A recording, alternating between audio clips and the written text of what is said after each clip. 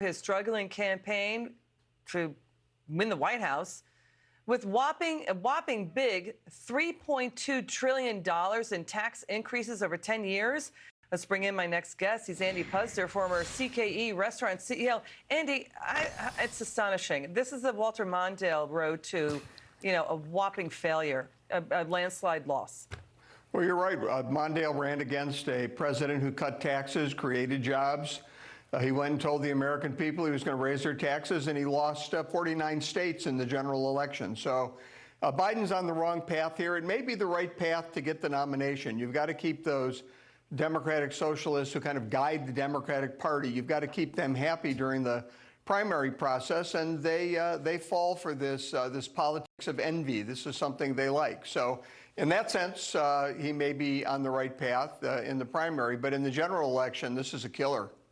Tax increases, income tax increases, capital gains tax increases. To your point, the policy of jealousy and envy, of taking from people who are working hard all their lives to make the government bigger, when he oversaw Obama's job training policies and spent tons of money to study it, found the job training policies and agenda and agencies and programs at the federal government don't work. It just baffles people when they see this. Go ahead, Andy.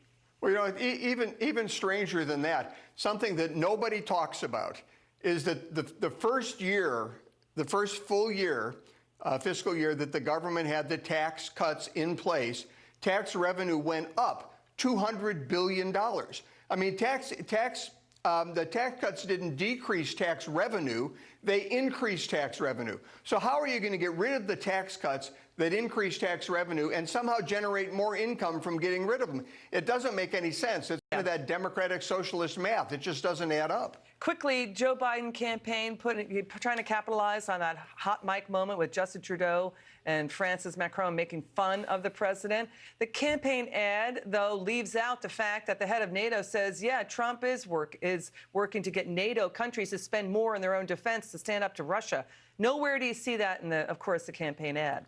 No, and that's exactly the point. They loved Obama. They wouldn't make jokes about Obama. He was their buddy. He didn't contribute more money. He had the American people continue to pay. Of course they don't like President Trump. President Trump's making them pay what they owe, what they should pay. He's fighting for the American people, and the European leaders don't like that. Well, tough. Yeah, if Joe Biden wants to try and take advantage of it, good luck. Yeah, it's also to get NATO to help stand up to Russia. Andy Puzder, come back soon. We love seeing you. Thanks, Liz. And thank you so much for having us in your home.